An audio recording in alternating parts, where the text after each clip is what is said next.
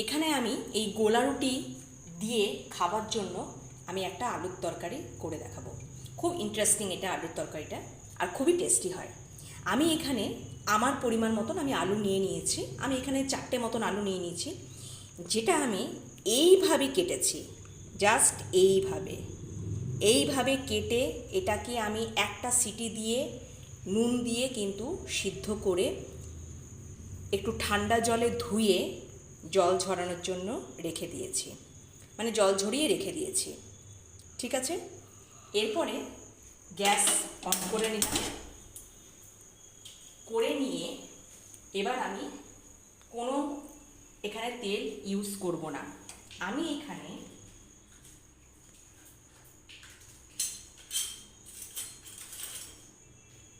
এই চামচে ঘি ব্যবহার করব।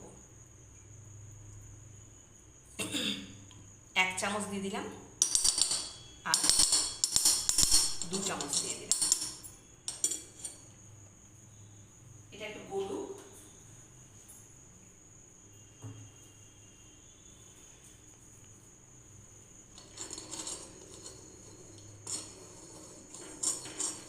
দু চামচ, এই চামচের আমি 2 চামচ কিন্তু ঘি দিয়ে দিলাম। এবার দেব গোটা মৌরি। গ্যাসটা আমি একদম পুরো সিম করে রেখেছি। 2 চামচ গোটা মৌরি, গ্যাস বাড়িয়ে দিলাম। এটা একটু ভাজা ভাজা হোক।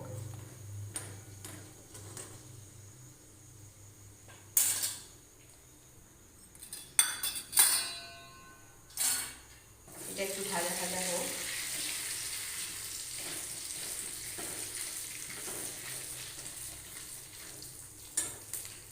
এবার এই যে সিদ্ধ করা আলুটা, একটা সিটি দিয়ে আমি সিদ্ধ করে নিয়েছি, আলুটা এখানে দিয়ে দেব।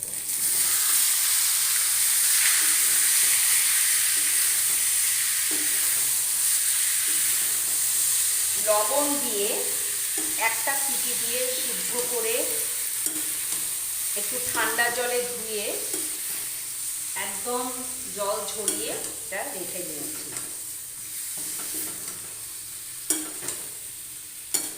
এবার একটু সামান্য পরিমাণ দেব হলুদ। এটা অপশনাল, হলুদ দিতেও পারেন, না দিতেও পারেন। দিলাম আমি একটু হলুদ। স্বাদ অনুযায়ী একটু লবণ দিয়ে নিলাম।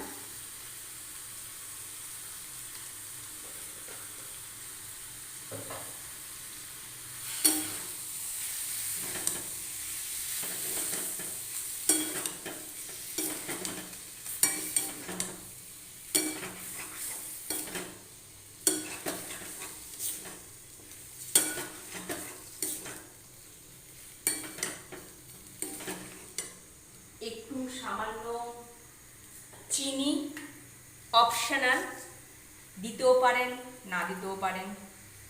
আপনাদের পছন্দ মতন চিনিটা ব্যবহার করবেন।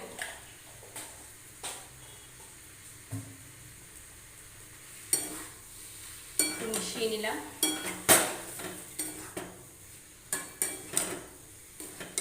এবার যেটা করব, এখানে আমি একটা মশলা রেডি করে রেখেছি, যেটা হচ্ছে ড্রাই রোস্ট করা মশলা, যেখানে গোটা ধনে আছে, গোটা জিরে আছে, গোলমরিচ আছে, শুকনো লঙ্কা আছে, তেজপাতা আছে, গোটা মৌরি আছে, যেটা শুকনো খোলায় মানে ভেজে নিয়ে ঠান্ডা করে নিয়ে মিক্সারে আমি এটাকে ডাস্ট করি।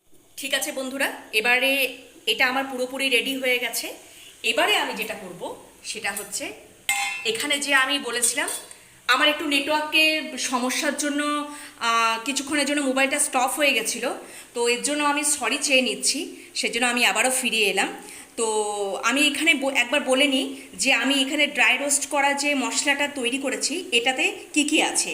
এখানে আছে গোটা ধনে, গোটা জিরে, গোটা মৌরি, গোটা গোলমরিচ, শুকনো লঙ্কা, তেজপাতা। এবার আমি এখানে একটা শুকনো লঙ্কা ইউজ করেছি, আপনারা কিন্তু ঝাল অনুযায়ী শুকনো লঙ্কাটা ইউজ করে নেবেন। এটা আপনারা মশলাটা শুকনো খোলায় মানে এটা মানে হালকাভাবে এটা শুকনো খোলায় ভেজে নেবেন। ভেজে নিয়ে যখন দেখবেন একটু হালকা হালকা গন্ধ আসছে গোটা মশলাগুলো, তখন কিন্তু অফ করে দিয়ে ঠান্ডা করে মিক্সারে চাইলে বেটে নিতে পারেন, কেউ যদি শিলনোড়ায় চান শিলনোড়ায় বেটে নিতে পারেন। এটা আপনারা কিন্তু রেডি করে মানে একটা এয়ারটাইট বক্সে করে এটা কিন্তু আপনারা মানে তৈরি করে রেখে দিতে পারেন। কারণ যে কোনো যদি ঝোল রান্না করেন, কোনো তরকারি রান্না করেন, তাহলে শেষে কি করবেন, এই মশলাটা ওপর থেকে জাস্ট এক চামচ কি 2 চামচ ওপর থেকে দিয়ে দেবেন। এটাতে তরকারির স্বাদটা কিন্তু অসম্ভব সুন্দর করে। কারণ এটা মনে রাখবেন, এইভাবে খোলা অবস্থায় রাখবেন না, একটা এয়ারটাইট জারের মধ্যে রেখে দেবেন। আর এটা মানে তরকারির স্বাদটাকে তো বাড়ায়, নিরামিষ তরকারিতে তো অসম্ভব সুন্দর স্বাদ বাড়ায়। তো আমি আজকে যেটা করব, এটা জাস্ট ওপর থেকে 1 চামচ আর আরেকটু ওই 1.5 চামচ মতো দিয়ে নিলাম। এবারে এটাকে আমি একটু উল্টে পাল্টে এটাকে মিক্স করে নিচ্ছি। ব্যাস,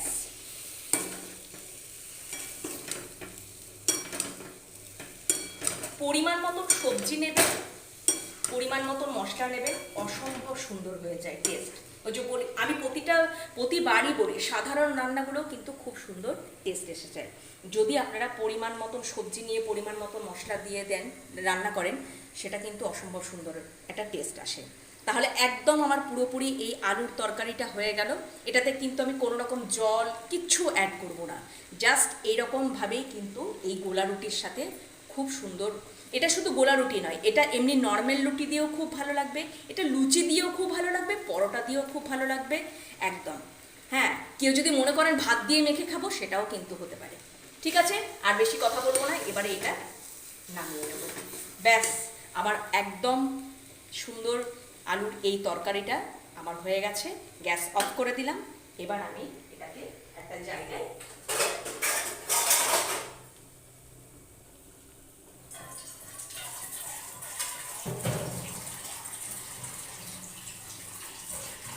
আমি এখানে একটা জায়গার মধ্যে এটাকে ঢেলে নিচ্ছি। আর এত সুন্দর একটা মানে গন্ধ আসছে, ঘিয়ের গন্ধ, তার সাথে ঘিয়ে যে মৌরি যে ফোড়নটা দিয়েছিলাম, অসম্ভব সুন্দর একটা গন্ধ আসছে। এটা আপনারা মানে কি বলবো, নিরামিষ দিনেও কিন্তু এই আলুর তরকারিটা করতে পারেন। খুব ভালো যাবে কিন্তু এটা। কেউ যদি একাদশী পালন করেন, তাহলে এইভাবে আলুর তরকারিটা করবেন, লুচি পরোটার সাথে খুব ভালো যাবে। আচ্ছা, তাহলে বন্ধুরা, আমার একদম আমার গোলা রুটি আর তার সাথে এই আলুর তরকারি পুরোপুরি রেডি হয়ে গেছে। আর ডিনারের জন্য আমি প্রিপারেশন করে নিয়েছি, আপনারাও বাড়িতে করুন না। ডিনারে হোক, ব্রেকফাস্টে হোক, বাচ্চাদের টিফিনে হোক, অফিসের টিফিনের জন্য হোক, এইভাবে করুন। আর মানুষের প্রশংসা অবশ্যই অর্জন করুন, বাড়ির লোকের প্রশংসা অর্জন করুন, এভাবে করে খাওয়ান। আর যদি আপনাদের এই রেসিপি দুটো আমার ভালো লেগেছে আর কি, তাহলে অবশ্যই কমেন্ট করুন, লাইক করুন, আর বন্ধুদের সাথে শেয়ার করে দেবেন, আর সাবস্ক্রাইব করে দেবেন, আমার পাশে থাকবেন। ঠিক আছে বন্ধুরা, আজকের মতন এখানেই শেষ করলাম। সবাই ভালো থাকবেন, সুস্থ থাকবেন। আজকে এই বলে সমাপ্ত করছি। আবারও দেখা হবে নতুন কোনো রেসিপি নিয়ে। আজকের মতন